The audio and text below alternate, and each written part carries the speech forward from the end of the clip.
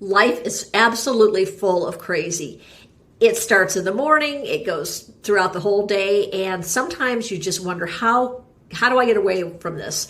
There is a way. You can create a retreat in your home that gives you that opportunity to just step away from the crazy world, close the door, and have everything be okay, at least for a little bit. And that's your bedroom. But a lot of people's bedrooms are the exact opposite of refreshing and rejuvenating. So I want to address that here to kind of encourage you that it doesn't have to be that way, and you can have a better situation for yourself. So there are 3 things that I see in bedrooms that tend to be a problem. One of them, the biggest by the way, is clothing. People have too many pieces of clothing. And one of the ways that you can guard against that is to make sure that what you have fits the space that you have.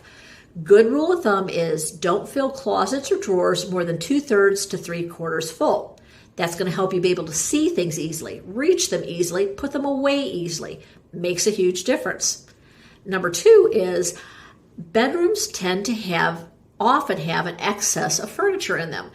And a lot of reasons is because they have become the dumping grounds or cemeteries for furniture that you don't know what else to do with. Maybe you've got a chair or 2 elsewhere that it doesn't fit in the rest of the house. You don't really want to make that decision to get rid of it. So, hey, let's move it to the bedroom. And it seems like a good idea because you justify it by saying, hey, it's a chair. I'll sit in it and read. I'll watch TV here. It'll be great.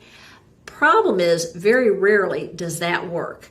What happens instead is that chair becomes a place for clothing to be dropped, for other things to be dropped, and now it's a thing catcher, it's a dust collector. It does not work for you. Oh, and by the way, it's blocking paths too. So get rid of that excess furniture.